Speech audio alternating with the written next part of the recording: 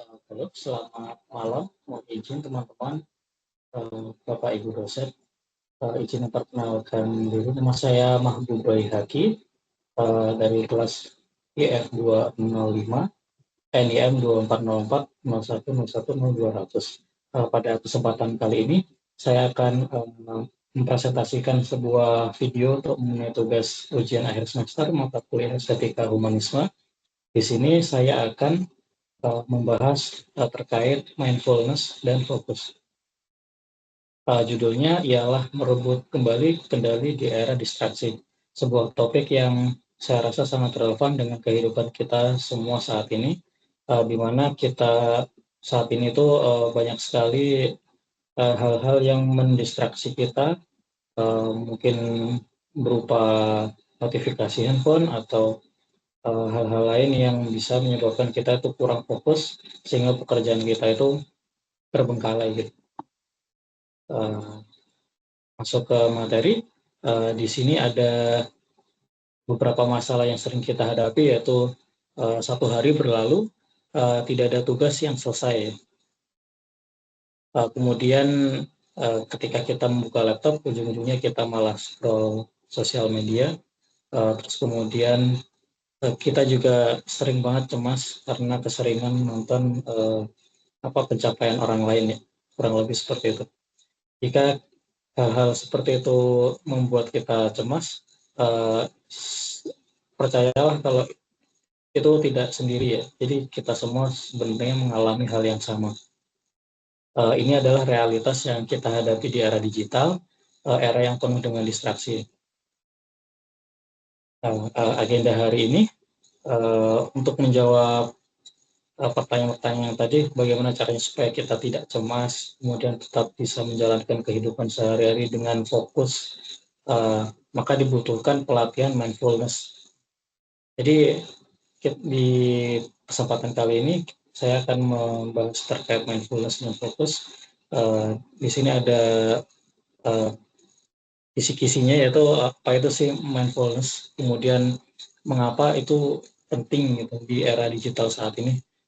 Kemudian bagaimana cara melatih mindfulness itu sendiri, kemudian nilai-nilai apa saja yang bisa kita terapkan di kehidupan sehari-hari. Kemudian lanjut definisi mindfulness. Seseorang pakar dari dunia barat, dia seorang dokter, yaitu Jon Kabat-Zinn, yaitu memberitahu dalam bukunya, yaitu arti dari mindfulness itu sendiri adalah paying attention on purpose in the present moment and non-judgmentally. Atau kita itu sebenarnya hadir di sini gitu. Misalkan saya lagi presentasi seperti ini, saya sadar kalau diri saya lagi presentasi.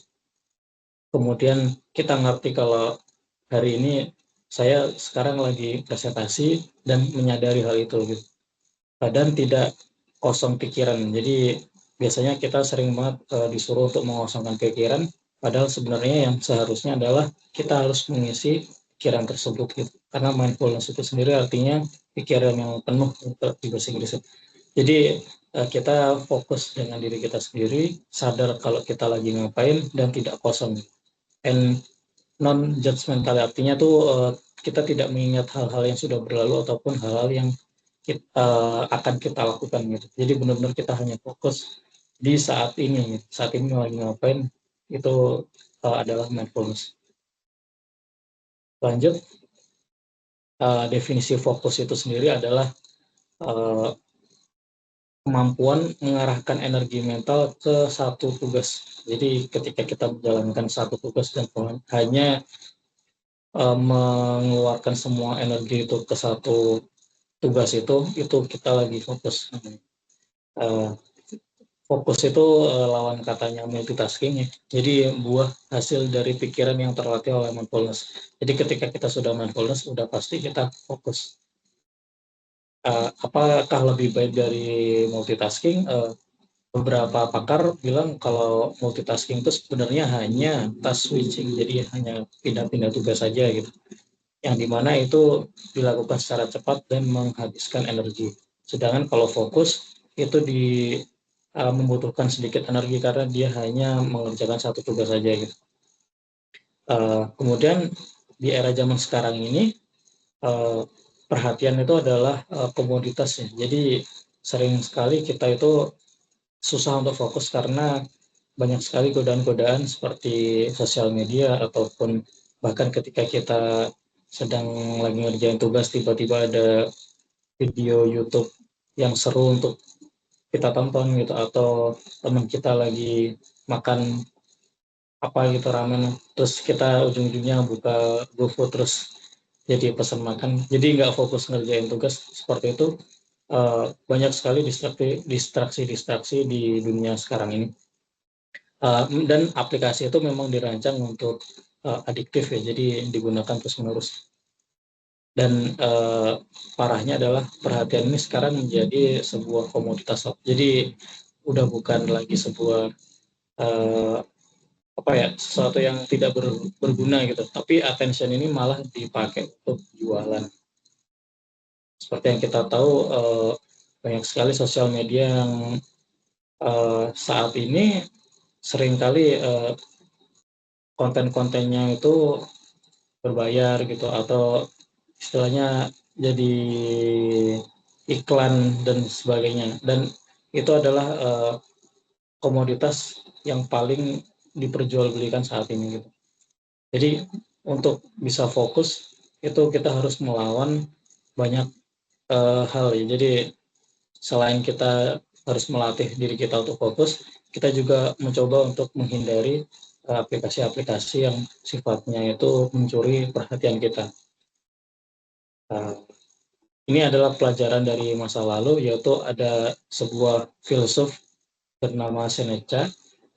Dia bilang kalau to be everywhere is to be nowhere. Jadi ketika kita berpikir kemana-mana, sebenarnya kita lagi nggak ngapa-ngapain dan tidak kemana-mana gitu. Dan kita sebenarnya nggak menyelesaikan apapun.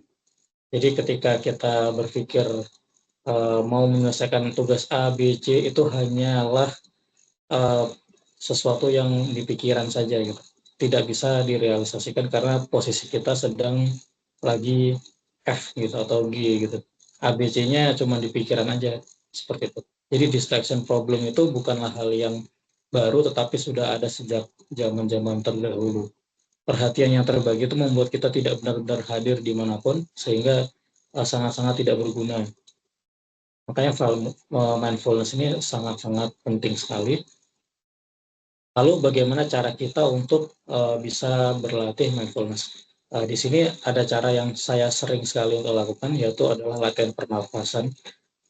Jadi pertama duduk dengan nyaman, seperti saat ini saya lagi duduk di meja ngoding saya. Saya sering sekali ketika ngoding itu, mungkin banyak sekali apa notifikasi-notifikasi yang tidak penting seperti itu. Kemudian banyak sekali hal-hal yang mengganggu atau mendistraksi. Biasanya saya akan duduk nyaman seperti ini. Kemudian amati sekitar, kemudian bernafas, kemudian buang. Ketika pikiran melantur itu, coba bernafas kembali, terus kemudian buang lagi. Coba untuk merasakan setiap udara yang masuk dan udara yang keluar. Seperti itu. Sangat-sangat mudah, tapi ketika kita melakukannya terus-menerus, itu akan melatih otot mindfulness kita.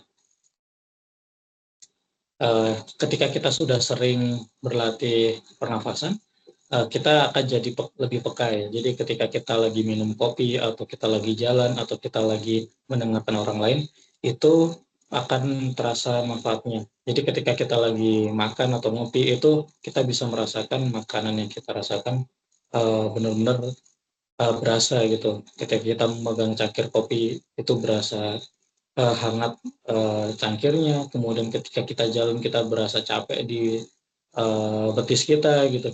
Atau kita mendengarkan orang lain, saat kita mendengarkan orang lain, itu kita juga bisa tahu apa isi hati orang lain itu gitu. Jadi hanya dengan kita mendengarkan. Kadang kita tidak terlalu paham dengan apa yang orang lain omong karena kita seringkali tidak fokus dengan apa yang mereka omongkan. dan seringnya kita itu menyusun jawaban saat mereka lagi ngomong gitu. Itu akan membuat fokus kita untuk memahami perkataan orang lain itu menjadi berkurang. Lanjut, digital mindfulness ini adalah cara-cara yang sering dilakukan untuk menghindari notifikasi hal-hal digital di zaman sekarang ini yang istilahnya mencuri perhatian kita gitu. Yang pertama itu seringnya kita harus matikan notifikasi yang tidak penting. Ketika lagi kerja atau lagi ngoding, biasanya saya mematikan notifikasi Instagram ataupun notifikasi Twitter. Dan hanya mengaktifkan WA, itu pun biasanya saya batasi hanya chat di laptop ya. Jadi saya nggak mencoba untuk tidak mengaktifkan telepon, jadi hanya notifikasi SMS saja gitu. Kemudian jadwalkan waktu untuk cek media sosial. Biasanya saya lakukan itu ketika 3 jam atau 4 jam sekali, dan itu pun jarang sekali. Kadang biasanya sekalian istirahat gitu. Kadang kalau misalkan saya berangkat pagi jam setengah 8 atau jam 8, saya baru buka IG lagi tuh pas istirahat. Memang udah hampir nggak pernah ketika jam kerja itu buka Instagram gitu. Karena memang mungkin sudah terlatih untuk tidak membuka seperti itu, karena ingin lebih fokus dengan pekerjaan. Kemudian ada time blocking untuk kerja fokus. Jujur ini saya belum pernah ya mungkin untuk time blocking sendiri untuk kerja fokus, karena saya sendiri bekerjanya tim, jadi sering banget kita ngobrol, kemudian kita nggak bisa sendiri gitu, karena mengerjakan aplikasi itu tidak bisa sendiri seperti itu. Kemudian jauhkan ponsel saat bekerja. Ini mungkin beda-beda masing-masing orang. Ada yang dekat dengan ponsel tidak masalah, ada yang dekat dengan ponsel malah sering main IG malah. Ini kalau misalkan baru belajar mindfulness terapi, mungkin saran saya untuk dijauhkan gitu, seperti itu. Lanjut, apa yang akan terjadi ketika kita sudah berlatih mindfulness? Itu akan menguatkan otot-otot perhatian kita. Jadi yang pertama, ketika kita sering latihan pernapasan dan latihan mindfulness, itu ketika kita lagi makan, kita benar-benar merasakan makanannya. Kemudian ketika kita mau minum kopi juga, kita berasa kopinya pahit. Ketika kita berbicara dengan orang lain, kita tahu apa yang orang lain omongin. Kemudian ketika otot perhatian kita kuat, kemampuan fokus kita itu akan meningkat, karena fokus sendiri adalah buah dari mindfulness itu sendiri. Ketika fokus meningkat, maka kualitas kerjanya itu akan jadi lebih baik. Kita nggak akan sadar tugas kita tiba-tiba udah selesai, tiba-tiba atasan kita senang sama kita karena kita ngobrolnya benar dan baik, dan bisa memahami pekerjaan dengan cepat, dan masih banyak lagi gitu. Mengapa ini berharga? Jujur untuk mindfulness ini sendiri menurut saya materi yang sangat-sangat penting dan sangat-sangat berharga, karena yang pertama itu menurut saya meningkatkan produktivitas. Itu akan berasa ketika kita sudah at least 3 hari atau 4 hari setelah kita mencoba untuk berlatih fokus. Kemudian mengurangi stres karena pekerjaan kita udah selesai, jadi nggak menumpuk, itu stres pasti akan berkurang. Yang ketiga itu memperbaiki hubungan. Ini memperbaiki hubungan tuh maksudnya ketika kita sering mendengarkan orang lain secara penuh, secara otomatis tuh hubungan kita dengan orang lain, dengan atasan ataupun dengan teman-teman lain atau dengan tetangga atau dengan yang lain itu lebih baik gitu. Kemudian meningkatkan kemampuan pengambilan keputusan. Jadi ketika kita sudah fokus, ketika kita ada permasalahan atau misalkan seperti saya seorang programmer itu menyelesaikan permasalahan codingan, itu lebih cepat dapat benang merahnya gitu, langsung dapat, karena fokus itu tadi. Saya hanya mengeluarkan energi di satu titik di pekerjaan saya seperti itu. hadiah berharga ini untuk siapa? Yang jelas untuk diri kita sendiri, tapi juga berikanlah materi ini kepada orang lain juga. Coba untuk sharing terhadap teman-teman kalian atau sharing terhadap keluarga kalian. Kalau misalkan ada yang sering sekali diajak ngobrol nggak nyambung, terus kemudian uh, suka ngelamun, suka ngelantur, atau mungkin ketika kerja sering buka IG. Nah, ini cocok sekali untuk orang-orang yang seperti itu. Saya nggak menyalahkan orang lain, tapi diri saya sendiri dulu juga seperti itu. Uh, the most precious gift is we can offer others is our presence. Jadi ketika uh, kita bisa memberikan hadiah untuk orang lain, itu adalah kita bisa memberikan our presence. Jadi kita sadar kalau diri kita sendiri itu ada di sini dan berguna untuk orang lain, seperti itu. Review singkat kali ini, perhatian itu adalah aset yang paling berharga, jadi mohon untuk dilindungi. Yang kedua itu mulailah dari hal yang kecil, yaitu satu tarikan nafas. Sadar akan hari ini, sadar kalian lagi ngapain. Yang ketiga, ini tuh bukan tentang melakukan hal lebih banyak, tetapi menjadi lebih hadir. Jadi kita lebih merasakan kita tuh sekarang lagi ngapain, fokus sama tugas yang kita kerjakan, dan mungkin lebih memahami, menghargai waktu, ya istilahnya seperti itu. Mungkin itu saja yang bisa saya sampaikan. Terima kasih atas waktunya. Mohon maaf kalau misalkan ada kekurangan dari materi ini. Referensi saya kali ini diambil dari jurnal Newport, di Board. Kemudian ada Kabat-Zinn, itu bukunya judulnya Wherever You Go, There You Are. Kemudian ada ini, saya agak bingung bacanya, Thich Nhat Hanh. Itu bukunya adalah The Miracle of Mindfulness. Mungkin itu saja yang bisa saya sampaikan. Jakarta 23 Juli 2025. Sekian, terima kasih. Wassalamualaikum warahmatullahi wabarakatuh.